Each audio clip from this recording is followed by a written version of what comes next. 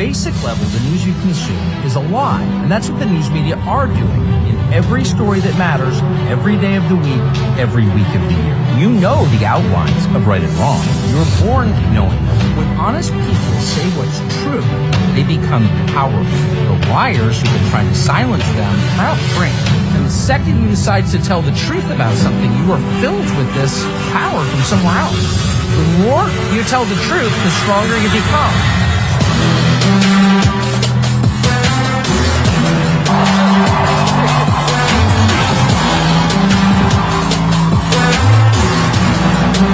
Amazing.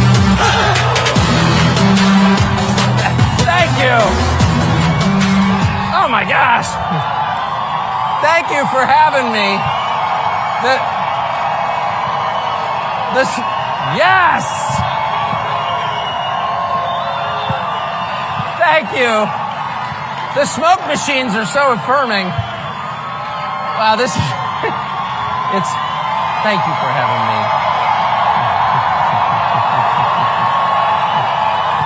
Thank you. It's funny, I was just standing. First of all, may I say, go Megyn Kelly. I mean, that was awesome.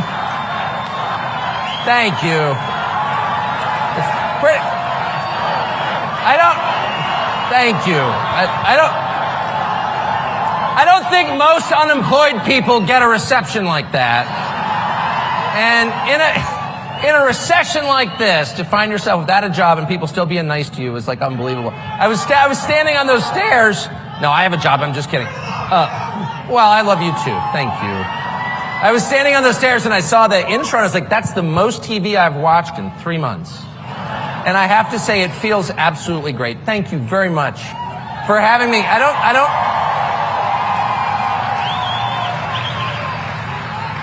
Roger Stone, ladies and gentlemen. All the cool people are here. It's like unbelievable. Wow. Yeah, I haven't been around a ton of people in a while, but I never miss this event ever. And I meet the nicest people really that I ever meet at these. So thank you for having me. I just flew in from Iowa. Thank you.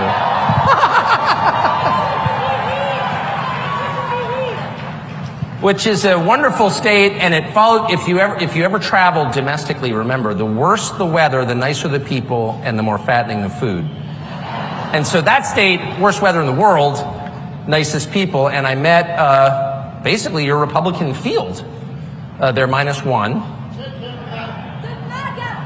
Yeah, exactly. So I got a chance to interview the Republican presidential field, again, minus the front runner. And it was completely fascinating. And as it always is to be around politicians, politicians are a group that I despise on principle because they tend to be soulless and have kind of barren and sad personal lives. And so they, spend their days trying to win affirmation from people they've never met. It's pathetic. But in real life, no, it's true. They all have alcoholic or abusive fathers to whom they're trying to prove something. But in practice, in person, they're all super charming. There's not a politician in the world who's not charming. That's why they went into this business. It was either that or selling cars, and this was more lucrative, so they went into it. So I like almost all of them when I meet them. You can't not. They can talk about anything. They've mastered the sort of shallow small talk over coffee, which I definitely appreciate. That's an acquired skill, and they've worked hard at it. But I have to say, after spending all day with them, I learned a couple of things which I think may be relevant to you and to the country. And a couple of things, and I don't want to attack anyone on personal grounds or by name. It's tempting. I will say it's tempting. Whoever said do it, you're the devil on my shoulder. Do it! I've spent my whole life. No. But if I could make some general observations, which I think are more edifying than just like savaging Mike Pence, I think, which I'm not going to do, because that would be wrong, and it would be wrong because it's too easy. And the easy things are not rewarding, are they? You don't feel good when you beat your 5-year-old in soccer or ping pong. Like what? But I did learn a couple of things. It was super, super interesting. The first thing, I guess I already knew it, and you know it already, that's why you're here, which is the spread between the things that Republicans in Washington, the people you vote for and put there, care about, like actually care about, you know, pretend to care about a lot of things, but the things that really touch them off, that matter to them, very different from the things that matter to the people who vote for them. And you kind of thought that would change, you know, because we did have an event several years ago where Republicans elected a guy basically on the promise to blow up the Republican Party, and you thought, you know, that would get their attention. If your wife runs off with the pool boy, it's like time to reassess your skills as a husband. Like, you got to pause just for a moment and be like, yeah, it's bad, but maybe I contributed to her behavior. Most self-aware people, and I'm being serious, ask themselves that question. Like, how was I responsible for this bad thing that happened? But there's been literally none of that. It's been all blaming the pool boy in Washington. So I don't see that changing at all. Maybe it'll take a next election cycle to do that. But the second, more interesting thing I learned is that almost everybody, not everybody, but almost everybody in elected office in the Republican Party has internalized the other side's rules for debate. And if you think about that, there's no really more self-defeating way to go into politics or life than to accept the terms that your enemies offer before the conversation's even begun. Because there's really no winning. In other words, if you and I are arguing about something, but I've already decided you're right, probably not going to get very far, right? And you see this on the big issues. In fact, the biggest issues without variation. It's always the same. The Republican goes in knowing in his heart he's wrong. And I feel like there are probably a substantial percentage of Republican voters who do the same without knowing it because they don't have any idea it's happening. So, for example, during COVID, there were people who didn't kind of play along. We knew what the rules were. And every organization in American life, every large group of people in American life, from your government to the entire media, in some cases your church, we're all telling the same thing. Here are the rules. If you are a good person, you will follow these rules. You will mask, you will separate, you will stay at home, you'll take our shot. No, we have no idea what's in it. We don't know its long-term effects, but shut up. This is a moral test, and if you want to pass, you will obey. And there will be people who decide to opt out, but they are, and everyone agreed on this, moral criminals. They're outlaws. And it's, I mean, given there's a certain sort of outlaw who's proud of it. They're sitting over there, they're standing right here. I mean, there are always some people. There are always some people who are going to be, or gifted with whatever that weird gene is. It's like 8% of the population who are proud to like stand apart and be like, no. But most people, including most good people and most sensible people, don't want to be in that 8%. You know what I mean? They just don't. They don't want to be cast out of the tribe, actually. I don't know what you said, but I agree with you. I'm the only speaker who likes being shouted at. Anyway. But that's it. But the problem is, nobody pushed back on the fundamental terms. Like, wait a second. You know, is there evidence for this? Do you know this to be true? Don't Americans have an inherent, which is to say a right they were born with, an inherent right to make their own decisions about how they live on the most basic level, what medicine they put in their body, where they travel? Nobody said that. And of course, the media never presented that as an option. You saw this in the war in Ukraine. It began, and the first thing you knew, I mean, you could have like divergent opinions, I guess, about which weapon systems to send, but you were told at the very beginning that, you know, Russia was your enemy. One thing we know about this is that one side is bad and one side is virtuous. And, you know, I think a lot of decent people would reach that conclusion independently. I'm not contesting that. I think it's completely fair to think Russia's bad and Ukraine's good. But it's also within bounds to not agree with that. Because if you're an American, you have the right to decide who you hate. Okay? That is a fundamental right. No one is allowed to force you to be mad at somebody else. If you're an adult, you get to decide. And you get to decide on the basis of whatever criteria you want. And it's totally fair to say, well, I don't know. I'm not mad at that person. You're not a criminal for thinking that. It's not a criminal act not to hate somebody. So it's totally fair to say, well, wait a second. You know, it's not an expression of love for Russia to say they haven't killed any Americans. Why is that crazy? That's true. I said to one of the candidates yesterday, I mean, look, I've never been to Russia. I'm not that interested in ever going. I don't speak Russian. I'm born in this country, kind of probably plan to die here. Hope to. But let's just do the body count. So what's the total number of Americans murdered by Russia in the last 3 years? I'm thinking, I'm not great at math. I think it's around 0, in that range. I don't know any. I do know 2 people well personally who've died from fentanyl that was manufactured in Mexico and allowed by the Mexican government to come here. Now, I'm not against Mexico. I grew up right next to it. I kind of like Mexico, actually. But the Mexican government allows that. And over 100,000 Americans die every year from that poison. Not because they were drug addicts who took too much, but because they were poisoned. Because they were taking a pill they thought was something else, and it turned out to be fentanyl, manufactured in Mexico and allowed by the Mexican government to come here. And so that's 100,000 a year. That's hundreds of thousands of Americans dead, mostly young people. Well, or sure, or more. Or more. So if you had a country that allowed hundreds of thousands of your fellow citizens to die at, say, age 23, and I'm sure every person in this room knows someone or knows someone who knows someone who's died. It's not some abstract epidemic. It's so big that everybody knows somebody. It was like the height of the pandemic. An outlaw I know, possibly my wife, said to somebody, how many people do you know who've died of COVID? And I was like, well, you know, a lot. Well, who are they? Well, like a friend of mine's, her grandparents died. What was her name? I don't know. His grandparent. How old was she? Well, you know, late 80s. Okay. How many people do you know who've been injured by the vaccine? Well, a ton. So, I don't know. At a certain point, you can draw conclusions from that. A scientific assessment? No. But it's not irrelevant.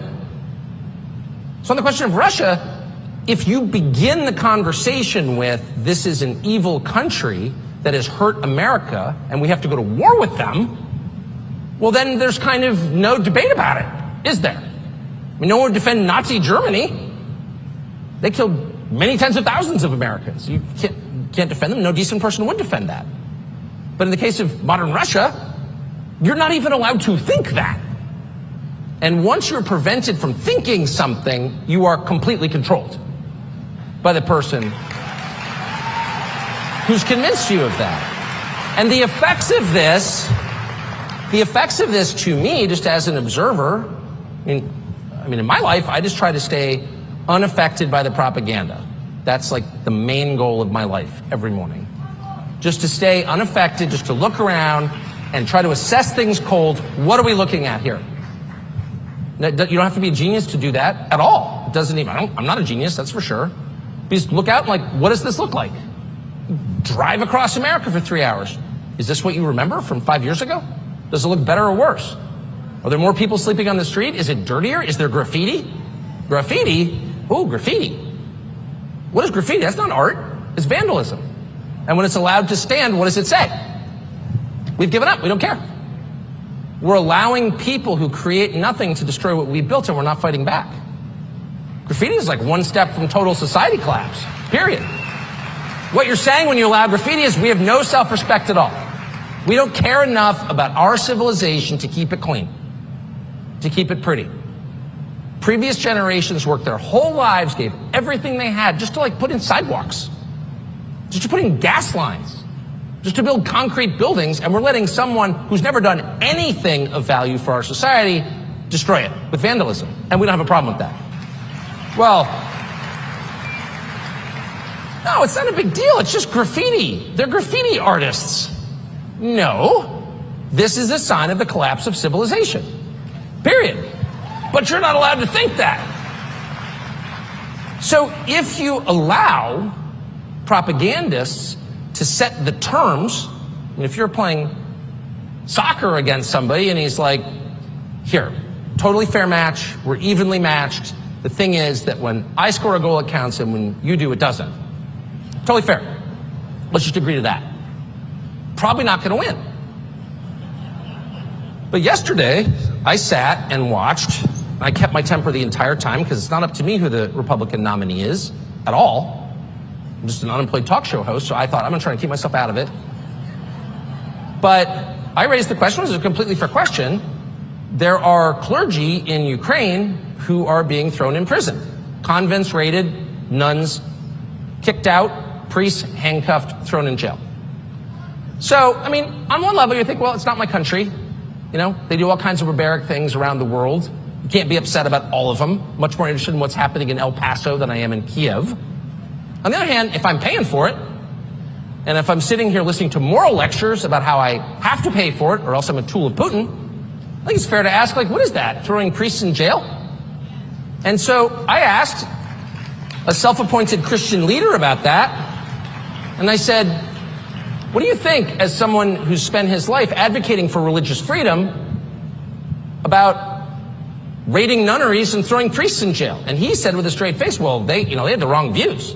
Okay, I'm sorry, I didn't realize what the boundaries were. So you have religious freedom or freedom of speech or freedom of assembly as long as you stay within the lines. But if you express an unapproved view, then you go to jail. But that's freedom, isn't it?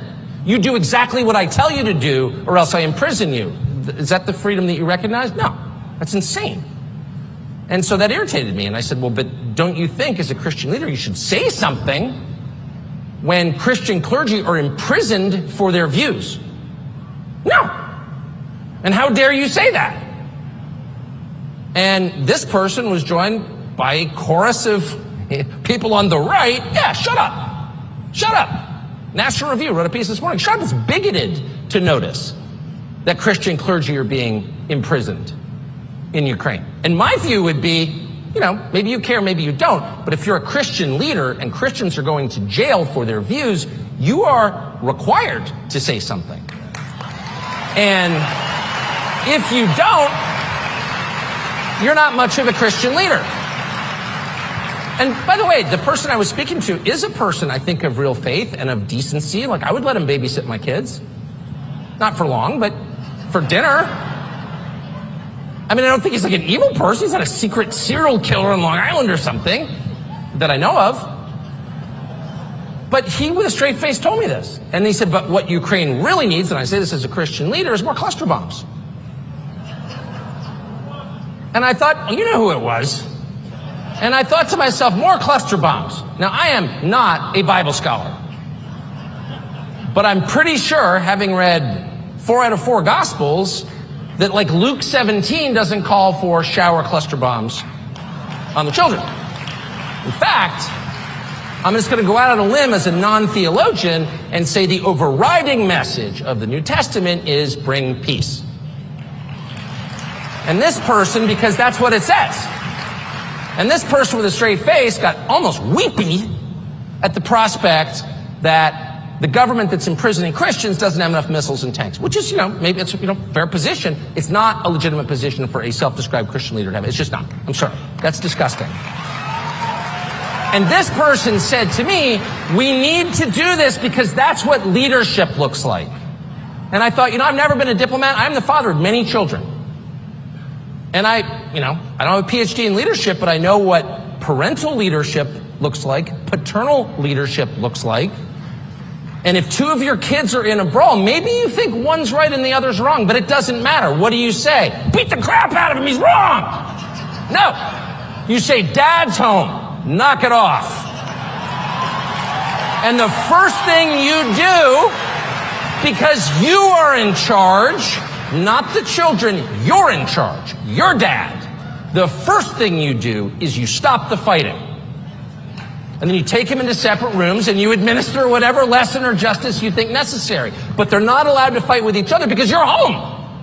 Because you're leading your family. And there may be a way in which international leadership is totally different. than managing a house of 4 kids and 4 dogs, but I don't know what that way is.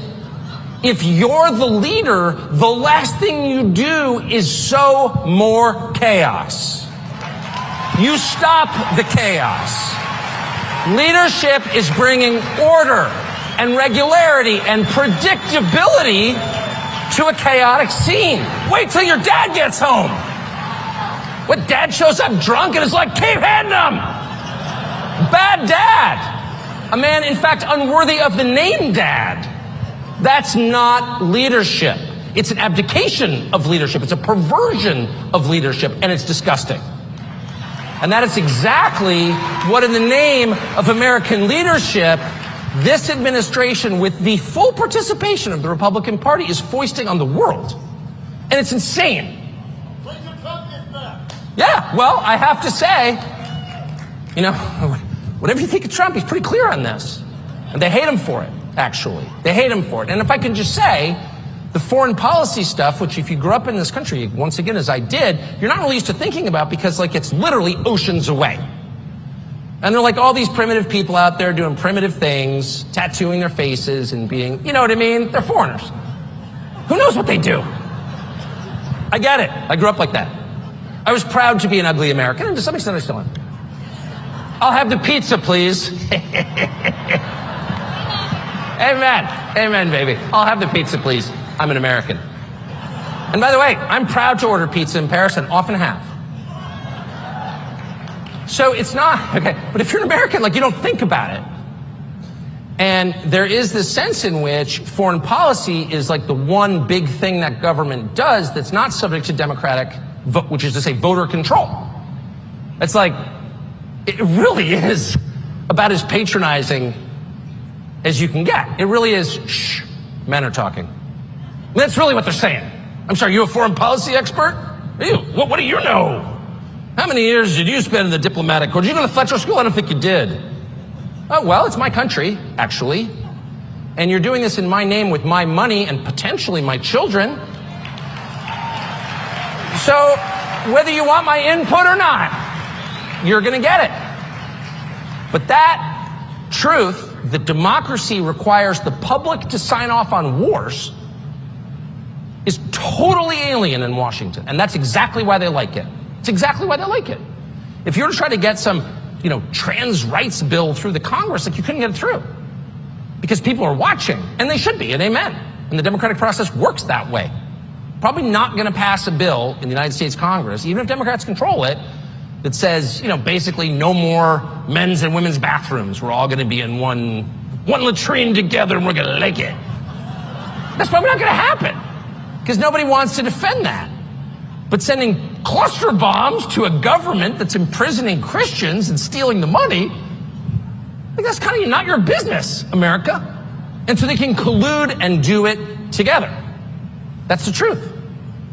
And the fact that Republicans have allowed this, and that even now, and again, even if you think we should be supporting Ukraine militarily, which is, I think, a legitimate, I don't share that view, but I think it's entirely legitimate. And I think there are a lot of awfully nice people who feel really bad for the Ukrainians. I actually feel really bad for the Ukrainians myself and think Russia shouldn't have invaded. I agree with that.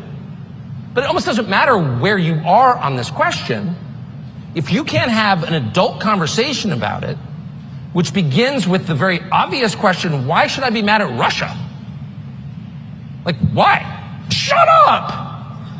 If the answer is shut up, or if the answer is to accuse you, an American citizen who loves your country, whose ancestors fought to defend it, of disloyalty to your country by people who care not at all about the United States? It's too much. It's just too much. It's too outrageous to stand. But what I will tell you, if you want to know what really, really matters to them and to you and to the future of the country, consider the things that you were not allowed to say. I noticed this right after January 6th. I'll never forget it as long as I live. As a very literal, not super quick, not highly clever person, I was completely content to believe January 6th was what it looked like to me on TV, which is a bunch of angry people who thought the election was stolen from them, who appropriately went to confront the people they thought stole it. So like George Floyd gets killed and all of a sudden they loot Foot Locker. What did Foot Locker have to do with it? I will say, in Republican primary voters' defense, they're mad at the Congress. They went to the Congress. They didn't loot any liquor stores. They just went right to the source. That's true. It wasn't like, oh, they stole the election from us. Let's loot Macy's. All right. But anyway, so I saw this and I was like, yeah, okay. It was people super mad. They thought the election, I mean, this was January 6th. So like, it was, you know, it took a long time for me to figure out what happened, just being honest. I think I'm just too old. And so it's like hard to notice when things change, like certain assumptions you have, like, yeah, of course it's on the level. They wouldn't actually like subvert an election. And then someone very smart said to me, really? People kill each other over insurance claims. This is running the world. Like, what wouldn't they do? Oh, right. Good point. Anyway, but I just kind of didn't think too much about it. Like, I'm definitely opposed to vandalism. Anyone who breaks windows is not my friend. I hate that. If you're glazed a window, you're put in a window, it's really hard. I mean it. If you don't think it's hard, try it. You get the size wrong, it doesn't fit, put little pins in, it's ridiculous. It's like an all-day affair to replace a divided glass door. Anyway, so I don't like that at all. And I said that I don't like it. And within like about an hour, I heard people say, well, that was a racist insurrection. And I was like, really? I didn't know race had anything to do with it. I didn't heard one person say a word about race, and an insurrection, call me literal, is when armed people try to overthrow the government. That didn't seem to happen either. So I just pretty innocently said, you know, bad, probably not a racist insurrection. What? Shut up! Racist insurrectionist? And I remember thinking, well, you know, obviously people are feeling hated. But like in a week or so, when, you know, the emotional devastation of this second 9/11/Pearl Harbor wears off, people calm down and come to their senses, and you can have like a rational conversation. Trip West, I see you in the front row. Sorry, just saw a friend of mine sitting right there. We can have like a rational conversation about what this actually was and why. And at a certain point, because I really believe in cause and effect, someone will say, well, why were these people so mad? They, you know, none of them had criminal records. They were like grandmoms with diabetes and like a lot of debt. They're the least powerful people in our society, like legit the least powerful. And why were they so mad? Like, why did they take the bus from Tennessee to go jump up and down in front of the Capitol? Like, something probably had better things to do. And then maybe if they think that the election wasn't fair, we will sit them down in a very calm, rational way and be like, I get it. We said that Biden won by 81 million votes. This is 15 million more than Barack Obama. It seems like a lot, considering he didn't campaign and he can't talk. But, you know, there was just something about him. It was that magic. And, you know, maybe you didn't feel it. It's like pistachio ice cream. It's not a flavor for everybody. But the people who like it really like it. 81 million. So settle down. And by the way, we have the source code in the voting machine software. And we've looked at it. And it's totally on the level. We've double checked. We wouldn't let like an electronic voting machine hide their software from us. Like, never do that. And the drop box is like totally monitored by law enforcement. And every person who voted had to prove he was who he said he was with a government issued ID. Like, settle down. And I would have said, fair enough, because I want to believe in our elections. Who doesn't? And in fact, the people at the Capitol on January 6th are exactly the ones who most want to believe in our elections. They're the ones who carried the pocket constitution. How many CNN anchors like deeply believe in the American political process? They put you in a camp if they could. Shut up. They have no interest in the process at all. But the people who really believed in it were naturally the most shocked and the most upset to believe it wasn't real. But anyway, I thought we would have that conversation at some point. You know, I never supported, and I will never support vandalism, period. But I did think, well, maybe the upside, this, Ashley Babbitt's killing, clearly in retrospect to murder, you know, it'll amount to something. We can have a national conversation about this. And I'm completely for national conversations. But every year they promise us a national conversation. Well, on race. We need a conversation on race. Okay, shut up. Okay. National conversation means no one's allowed to talk except the people who called for the national conversation. And they never stopped talking. But anyway, we never had any conversation about that. In fact, anyone who tried was deplatformed, debanked, basically hounded out of public life in America, bankrupted, in a lot of cases put in jail. They're fired. Oh.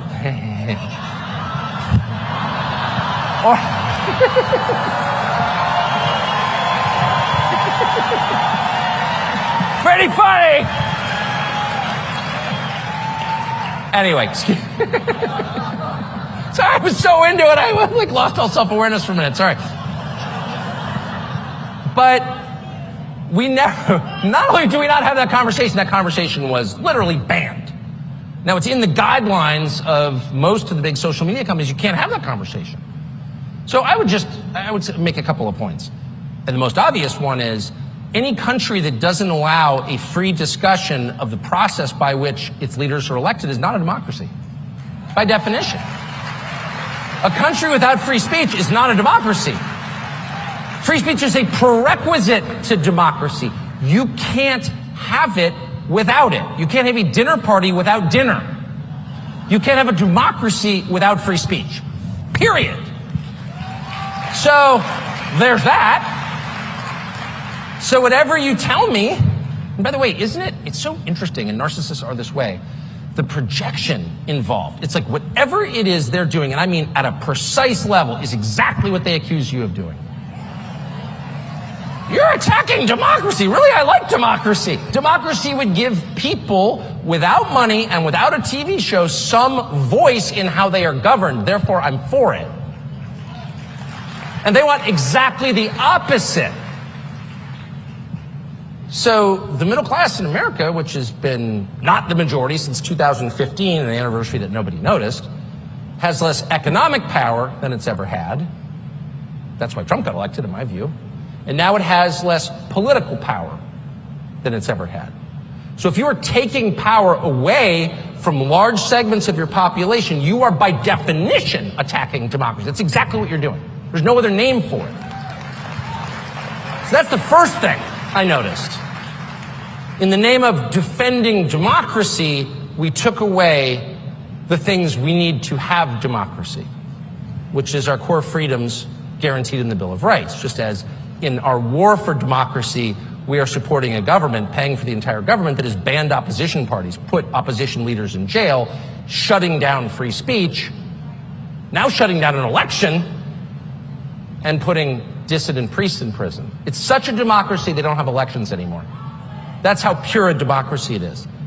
But the second thing, and what's I think more applicable to this conversation, I learned, is that their response was the tell.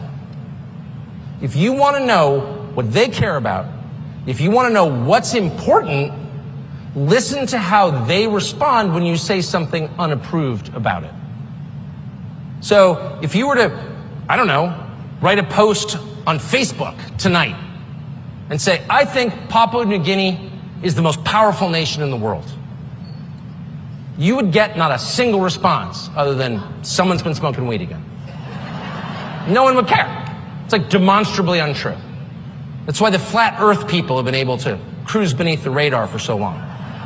Because and by the way, I'm not discounting that possibility for the record in case any are here, because I am an open-minded man. Present me the evidence of its flatness and I will amplify it. But the point is, when something is clearly or very likely untrue, it poses no threat to anyone. What's scary and what will elicit a response are true things. No one is punished for lying. People are only punished for telling the truth. You could literally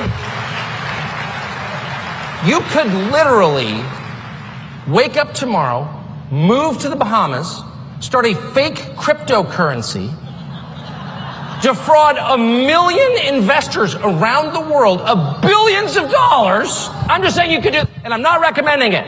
Note to the FEC, not recommending it. But you could do that, and you could get caught, and people might have like a balanced view of you. He's really smart, good guy. Got a little over his skis, as we say. But like, I'm not gonna hate on him. Right? We all make mistakes. Like, who here, raise your hand if you haven't defrauded 1 million investors with a fake cryptocurrency. Okay, there are some. You cast the first stone then. Those kinds of crimes, which is to say actual crimes, like burning down buildings, impoverishing people, starting totally counterproductive wars we can't win that kill a lot of our citizens, leaving the border open so 7 million people can walk across. Those are not small things.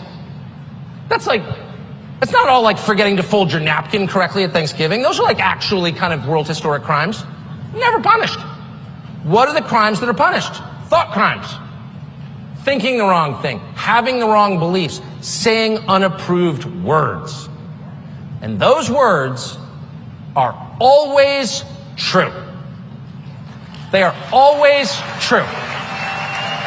So when you hear somebody, and by the way, it's so hard to know what's true. I mean, often, to the extent I ever talk to people, which is fairly rarely, no, but like, going through an airport or something, I hate the news. It's all so dishonest. Where do you get your news? And I always try to be honest and say I don't get any news. I don't read any news. Are you joking? I haven't had TV in like decades. I wouldn't read the New York Times at gunpoint. I don't want that in my head. Do you know what I mean? It's like worse than porn. It's horrible. And it's just bad for you. You don't put untrue things in your head on purpose. So how do you know what's true? Well, that's a great question. And in fact, it's like the only question really in life. And the honest answer is you can't really know because you're not God. And so I think it's super important to approach everything with the requisite humility, acknowledging that these things are very complicated and you can't really know. And at some point, probably the second you die, you will know. And that's definitely the upside of dying, in my opinion.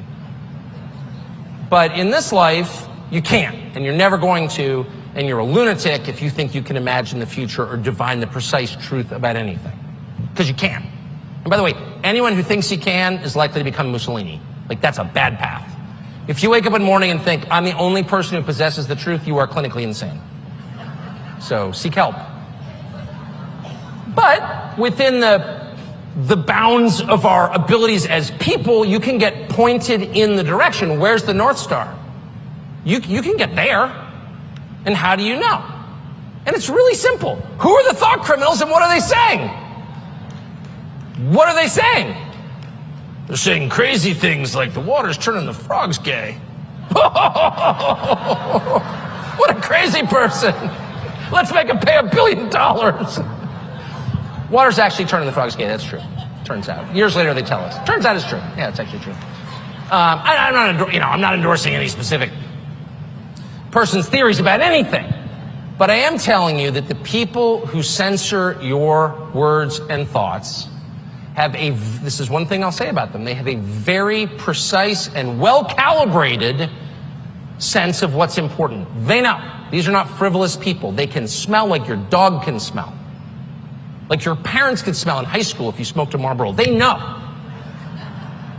what's important. They don't waste any time in the unimportant stuff. And so I would honestly say a lot of the debates we have, and certainly a lot of the ones that I've engaged in, probably diversions from the things that really matter, honestly. And that may account for why every time I was out of the country last week and I came back and I feel like I've got a duty to be up on the news, read all these texts, and like everything I read is like a new height of insanity. I'm like, that is the Mount Everest of lunacy. It can't get any crazier than that at all. Breastfeeding men or whatever. We're gonna give back Nebraska to an Indian tribe that no longer exists. We're not doing that, by the way. Omaha's safe. But I'm just saying, every one of these stories enraged me. And of course, that was probably the point.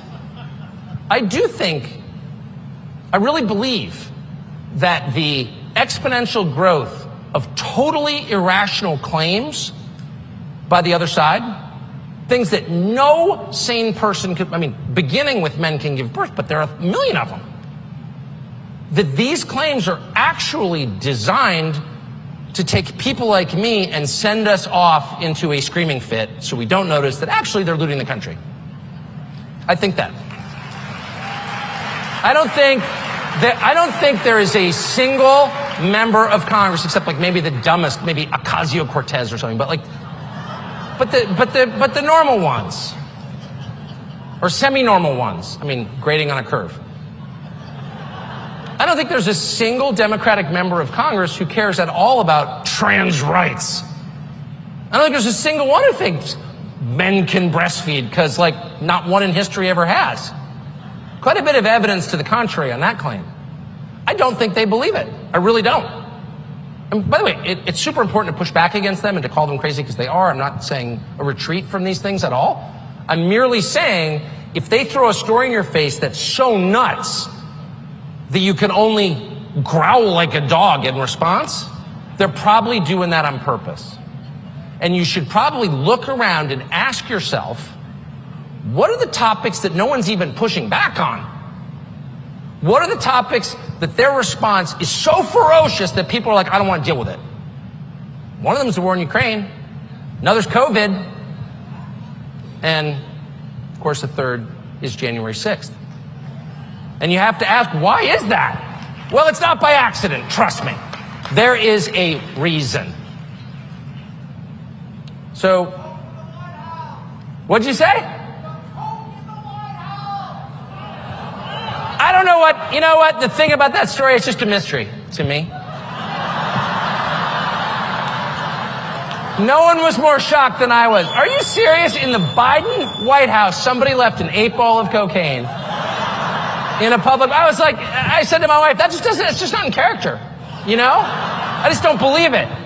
It's clearly a setup. I went right back to Marion Barry and I was like, somebody set you up. I'm serious. It was, you know what I mean? It was like, it was, I'll stop with it. That was my favorite story of all time. Because it just explains all the behavior. It really does. I mean, I worked in the media business for my whole life, so I know what the behavior looks like. But it's like crazed and grandiose. I've got a plan. You're not going to believe it. It's unbelievable. It's going to totally work. What we're going to do is we're going to totally rearrange everything, okay? We've been doing things a certain way for a long time, okay? And it's worked. But I've got a better plan.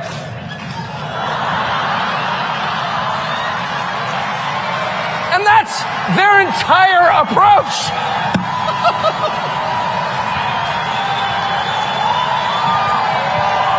So if I can just give you one piece of advice, after 27 years in the television business, don't trust a man with numb gums. Thank you.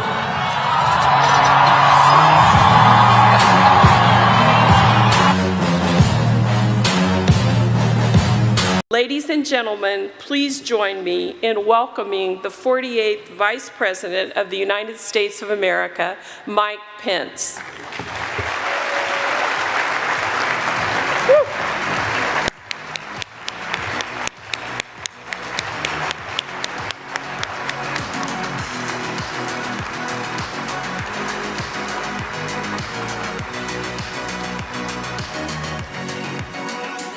Mr. Vice President. How you doing? Thank you for doing this. Sorry, my mic is on. Woo! Thank you, Mr. Vice President, for coming. You bet. Thank you, Tucker. So great. How about a round of applause for Tucker Carlson for being here and doing this, everybody? The only I thought I was going to get off easy. I got on stage, there was no Tucker. So, you know there's a recession when one of us doesn't have a job. It's me. that would actually be two of us, Tucker. Actually, I'll start there. Are we in a recession? You know, I think there's a real possibility that it's already hit parts of the country. Yeah. I mean, look, Joe Biden comes into office, and along with Democrat majorities in the House and Senate, they launched a gusher of spending, $2 trillion in unnecessary spending that that initiated the worst inflation in 40 years. They launched a war on energy. They dismantled all of our successful policies at the border, created the worst border crisis in history. And the reason I'm running for president of the United States is because I know we can do better. We can bring this nation back. We can restore the American economy. We can secure our border. And we can stand for the God-given liberties that have always made this country strong and true and great. Amen. Amen. Well, thank you. And we can certainly do better, that's for sure. So I have to ask you, since you were a witness to, and in some unintentional way, a participant in one of the most widely covered events in American history, January 6th, what was that? Do you think that was an insurrection? Well, first, can I just take a moment just to say thank you to the family leader, to Bob Vanderplatz and the whole team here, and to our friends at Blaze TV, including my old friend Glenn Beck.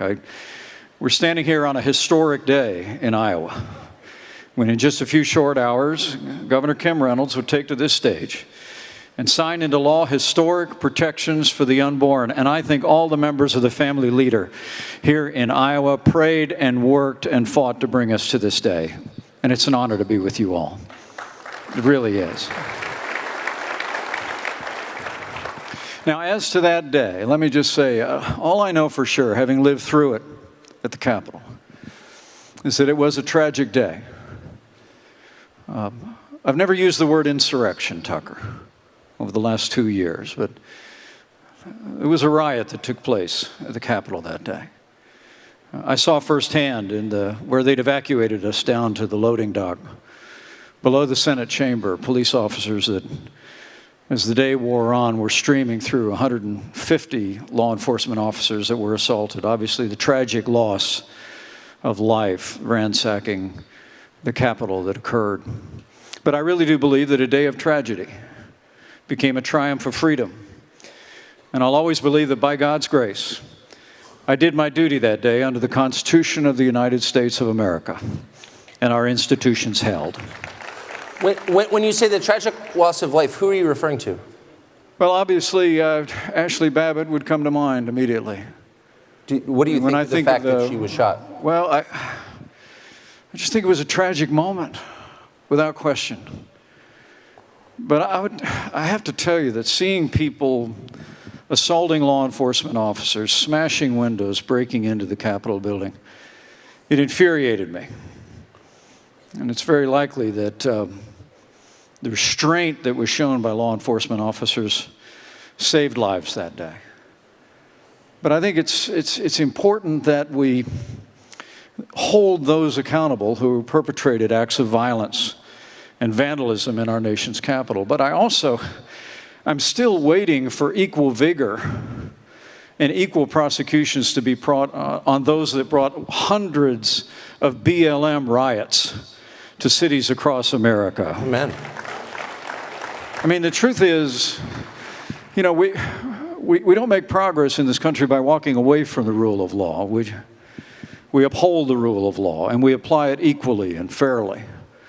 And I think that holding those accountable that rioted at the Capitol that day is right and proper. But I also believe that people that engaged in the hundreds of riots over the summer of 2020, literally burned out, family businesses and communities, and also cost lives, yes, must be held to account. Amen. So we spent, when the BLM riots happened and the riot in front of the White House that injured more law enforcement personnel than January 6th, we spent a lot of time talking about why those rioters were mad. They were mad about systemic racism and the death of George Floyd, et cetera. Why do you think the people who swarmed the Capitol on January 6th were mad? And why haven't we talked about that? Well, first off, I would tell you that I think the January 6th committee was a partisan committee in the Congress of the United States. And it failed its historic mission of bringing the facts forward. Yep. And I know your commitment to bringing all the facts to the American people, Tucker. And I know we're grateful for that. And the truth of the matter is, as some members of the staff of the January 6th committee said after it adjourned, they spent all their time focused so much on one individual and on placing blame, that they spent very little time focusing on law enforcement failures that happened that day and intelligence failures that happened that day. And I hold to the view that we can never let this happen again. We can never allow the capital of the greatest nation on earth to be subject to a riot for any purpose, for any motivation. And for that reason, we need to understand why law enforcement that day was not better equipped, better prepared, where the intelligence failures were. And I believe that in time we'll have those answers. Amen. But I wonder, though, again, about motives, since these were, and I'm not excusing any act of violence ever anywhere, including on January 6th. However, they were American citizens. Most of them didn't commit acts of violence, and they were really mad. And they were mad because they thought the election was unfair. Right. And I wonder why more time hasn't been spent by either party reassuring Americans that our elections are real, that all votes are counted, that the electronic voting machines, which no one seemed to trust 10 years ago, now are infallible, why mail-in voting is a good thing. Like, why doesn't anybody try to reassure the public that the mechanics of voting are legit? And are they? Do you think the last election was fair? Well, as I said on January 6th in my communication to the Congress, and have said many times since, there were irregularities in the 2020 election. There's no question. There were about a half a dozen states that changed the rules of elections in the name of COVID. Yep. And that undermined public confidence in the outcome of our elections. Now, at the end of the day, we brought more than 60 lawsuits, states engaged in recounts.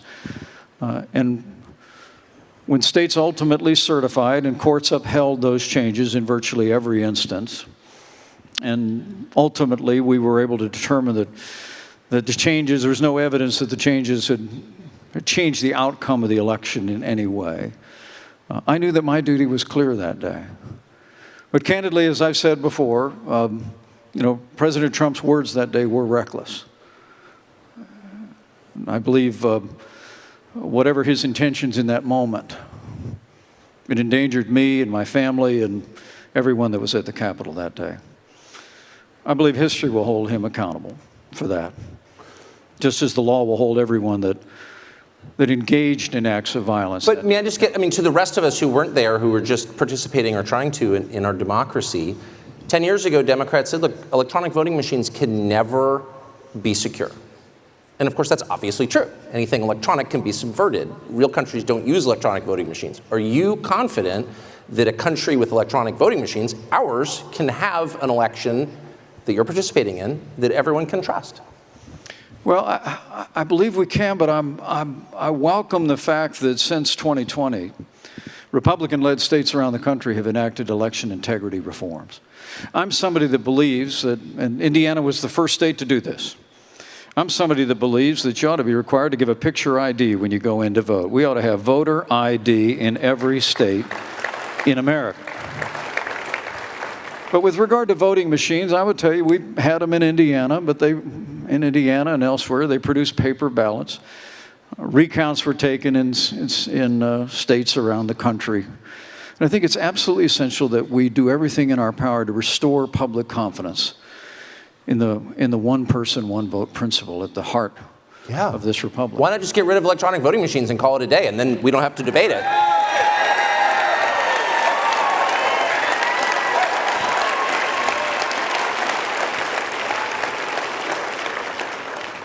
Well, I would certainly be open to that. Is there a downside? But what I believe, Tucker, is that states govern elections. States ought to conduct our elections. In fact, our founding fathers debated this at the Constitutional Convention. It was one of the reasons why I believe that my duty was very clear on that day. Despite the fact that my former running mate continues to hold the view that I had the right to overturn the election. I had no right to overturn the election. The presidency belongs to the American people and the American people alone. I had no right to reject or return votes that day. And Kamala Harris will have no right to overturn the election when we beat them in 2024. But this principle of state control of elections is absolutely vital. We've got to, one of the very first bills that Nancy Pelosi, Chuck Schumer, and Joe Biden brought to the floor of the Congress was a bill to nationalize our elections. It's what essentially brought me off the sidelines. It was the first thing I spoke publicly against after I left my role as Vice President of the United States, because you never want Washington, D.C., or any one person in Washington, D.C. deciding our elections. And the truth is that one of the ways that we've governed the integrity of our elections is by letting states like Iowa, like Indiana, every state across the country to be able to conduct our elections. So if states were interested in going to all paper ballots, I would cheer them on. If states were willing to use, with strong integrity, continue to use electronic machines, I'll cheer them on. But no state states should govern elections in America now and always. I think it seems like it's a constitutional principle. That seems right to me. But in point of fact, no state, including ones with Republican governors, has really done anything about election integrity. They have not restored elections to what they were in, say, 1992, where you have paper ballots, you have voting on the day of the election, and you have voter ID. Like, these are super simple, but no one's done it. Why? Well, I think there's plenty of opportunity to advance election integrity reforms around the country. As long as we don't intrude on the independence of states to conduct elections and to manage their elections, there are ways the federal government could provide resources and encourage reforms. And if I'm President of the United States, I promise you, we'll fight every day to restore public confidence in the elections in this country. So you've issued thank you for that. You've issued a bunch of public statements about your views on foreign policy, which are definitely within the mainstream of Republican views, as far as I can tell. You recently met with Zelensky, according to news reports. And I'm wondering if during that meeting, as a prominent Christian leader, which you are in addition to your political views, you broached the question of his treatment of Christians within Ukraine. The Zelensky government has raided convents, arrested priests, has effectively banned a denomination, a Christian denomination, the Ukrainian Orthodox Church within Ukraine, has persecuted Christians. And I wonder if you raised that with him. I did raise the issue when we were there. And I raised it with the leader of the Orthodox Church when I was visiting Kyiv, and asked him about concerns about religious liberty. He assured me that the Zelensky government in Ukraine was respecting religious liberty, even while recognizing that there were very small elements of the Russian Orthodox Church that were being utilized for the purpose of advancing the Russian cause in Ukraine, and that they were taking steps to hold them to account. But the leader of the church at St. Michael's in Kyiv told me personally that he believed that the Zelensky government was respecting religious liberty. And I must tell you, other than the sanctity of life, there's no higher priority in my life than preserving the freedom of religion in America and championing religious liberty around the world. I'm confused. On this question, it's very clear that the Zelensky government has arrested priests for having views they disagree with. That's not consistent with religious liberty. It's an attack on it, and we're funding it. And I'm just wondering how is it, and I don't mean to be disrespectful at all, but I sincerely wonder how a Christian leader could support the arrest of Christians for having different views. Well, what I can tell you is I asked the Christian leader in Kiev if that was in fact happening, and he assured me that it was not. People were not being persecuted for their religious beliefs. Now, he said let me take a break here. I know we disagree on this strongly, but I respect your right to your opinion on Ukraine, and I trust you'll respect mine. Look, I've been to Ukraine now twice. My wife and I traveled into Ukraine a month after the initiation of hostilities. We traveled then with a group called Samaritan's Purse, providing Christian relief to the millions of Ukrainians, women and children of every age that had to flee that country in the face of the unprovoked Russian invasion that began a year and a half ago.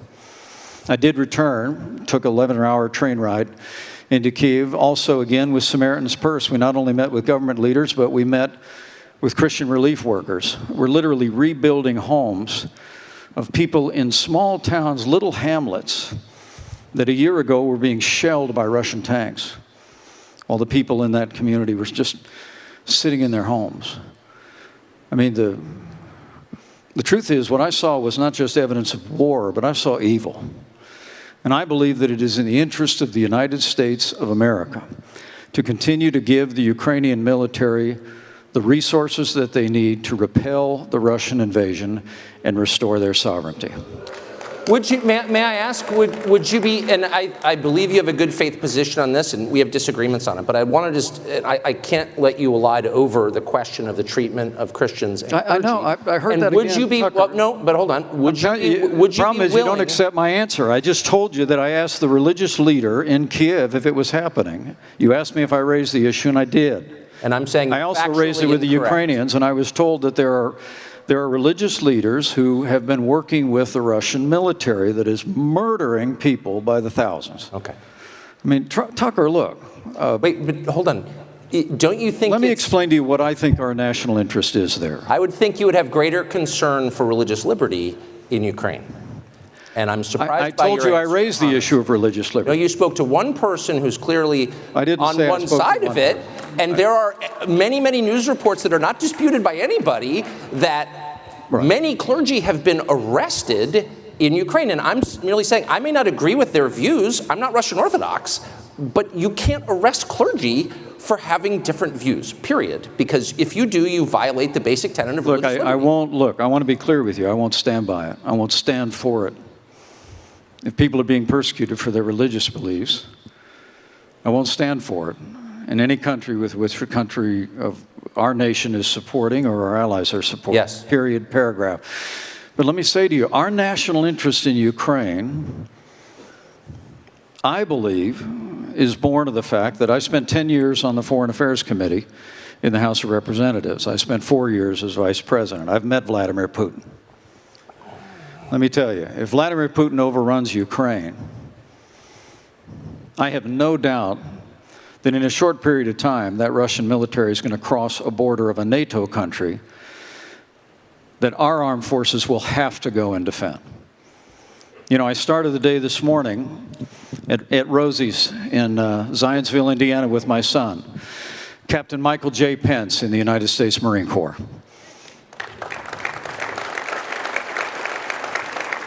My son's a fighter pilot. My son-in-law is a Navy fighter pilot. And I'll tell you what, I never want to see American armed forces in Ukraine. I want to give the Ukrainian military what they need to fight and repel the Russian invasion.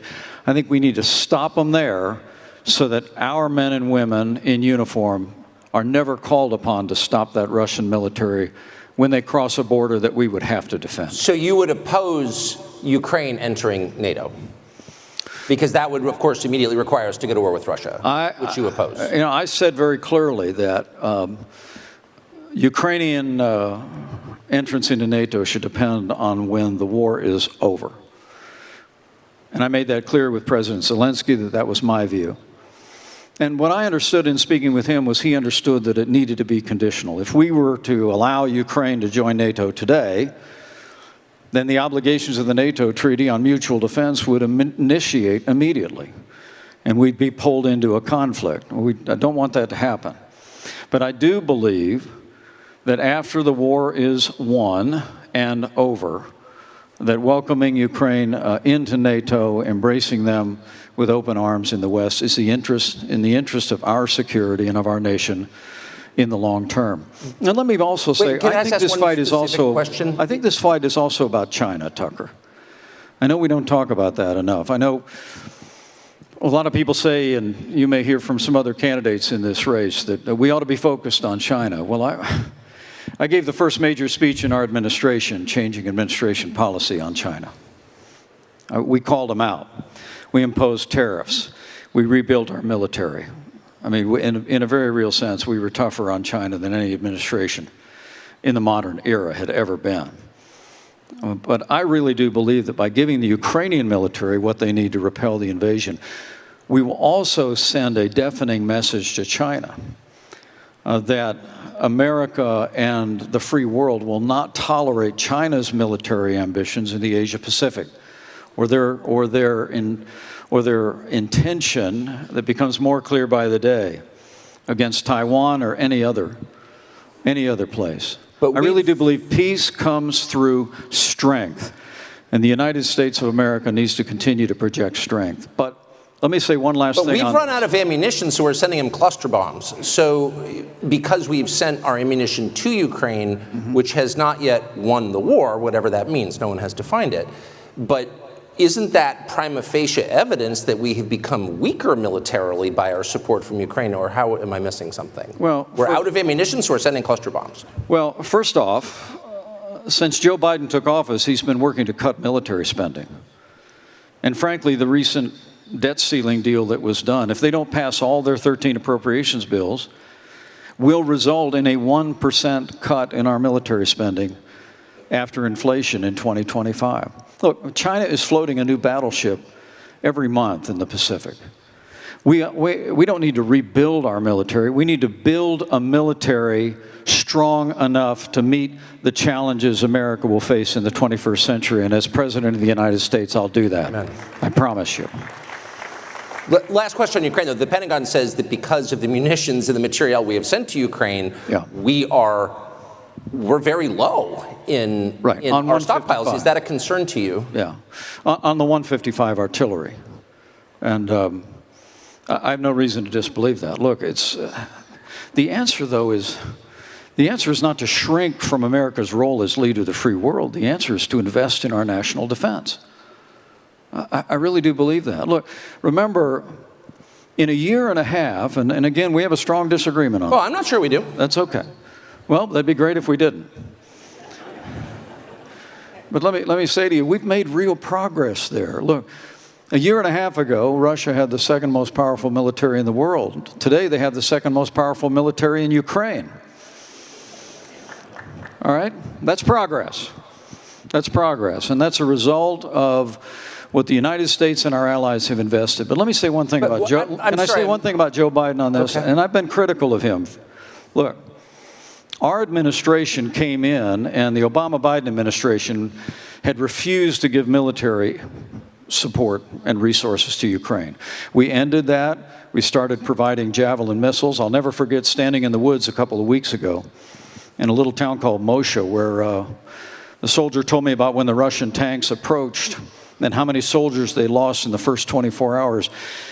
And then the colonel looked at me and smiled and said, and then the Javelin missiles arrived. And I said, we sent you those Javelin missiles. And he said, yes, sir, you did. I mean, we provided arms to Ukraine so they would be better equipped for this moment. But let me ask you a question. I'm sorry. Joe Biden cut off military spending when he came in. And even after that heartless, unprovoked invasion, which Joe Biden actually said, we don't know what we'd do if it was a small invasion. I mean, he signaled incredible weakness, especially after that disastrous withdrawal from Afghanistan. And all along the way, the Biden administration has been slow in providing military support. Make no mistake about this. We promised them 33 Abrams tanks in January.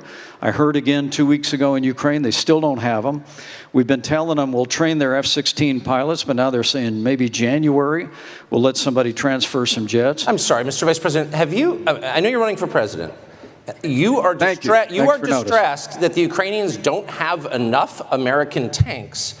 Every city in the United States has become much worse over the past 3 years. Yeah. Drive around. There's not one city that's gotten better in the United States. Right. And it's visible.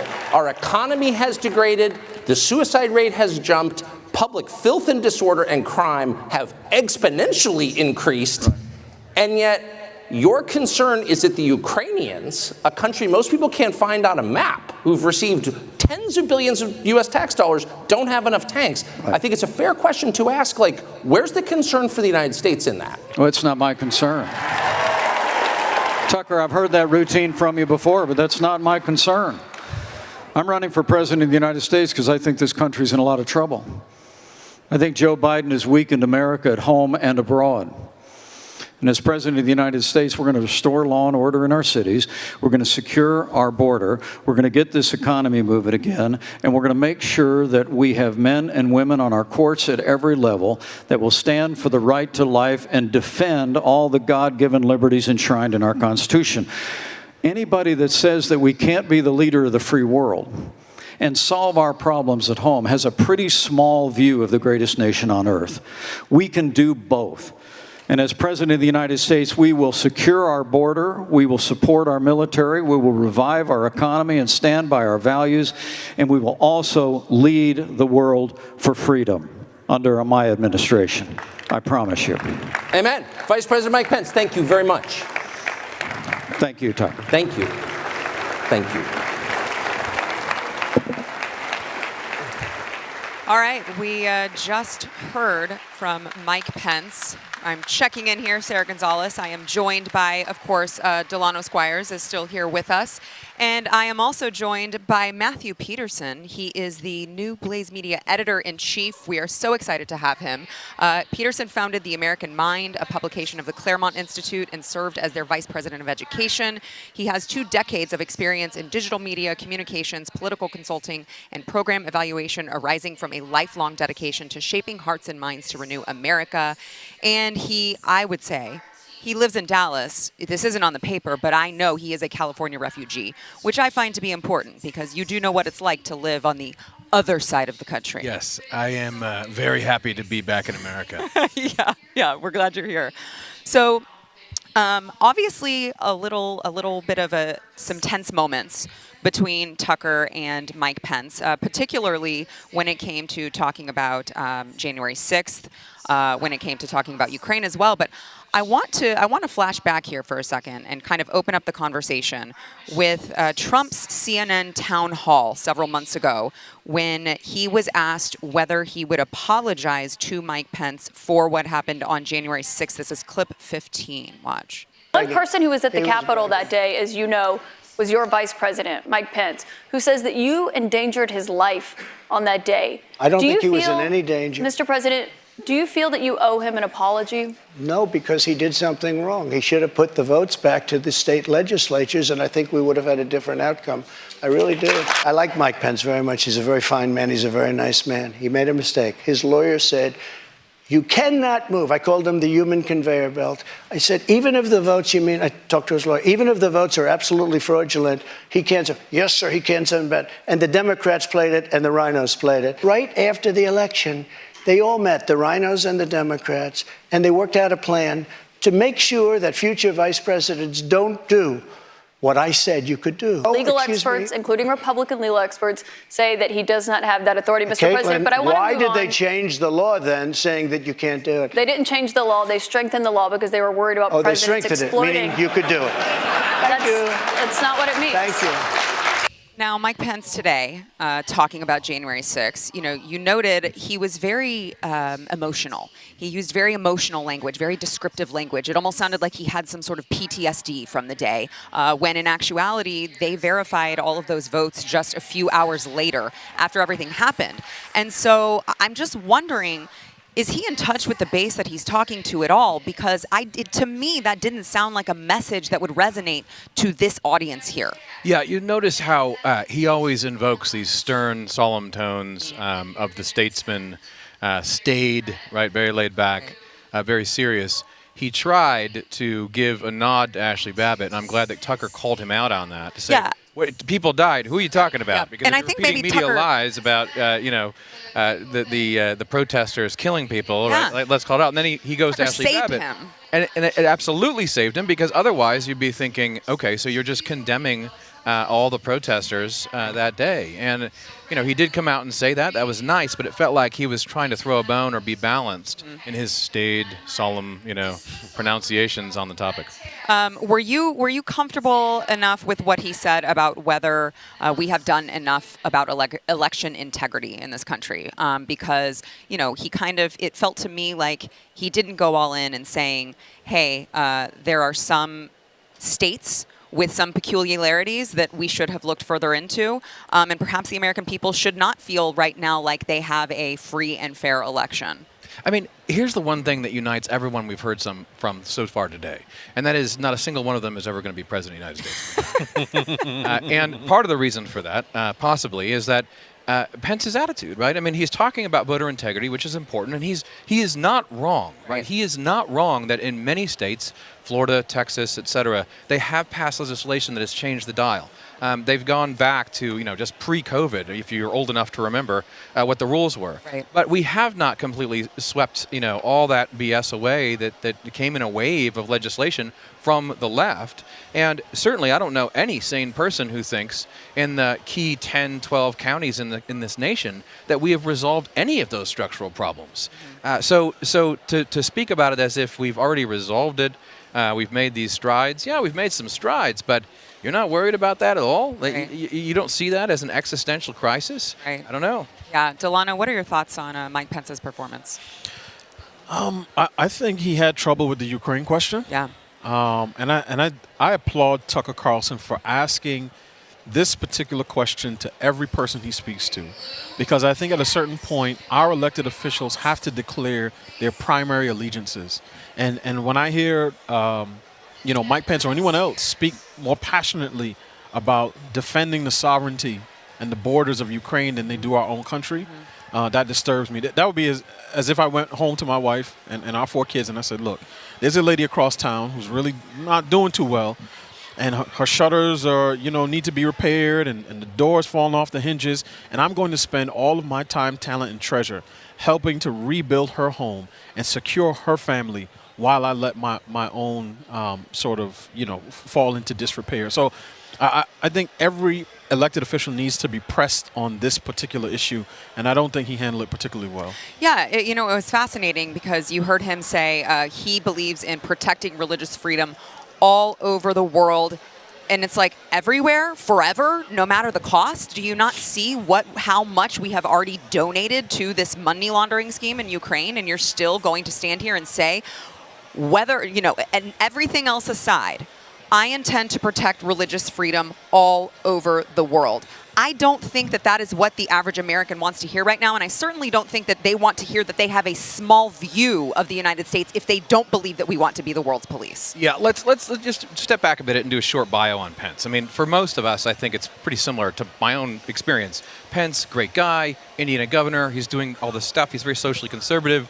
Remember, though, the cracks in the wall started to appear on the issue of religious liberty in Indiana some years ago when Salesforce, the enormous company, and Mark Benioff went against a bill that Pence had proposed for the sake of religious liberty that would protect Christian business owners from having to do things they didn't believe in, right?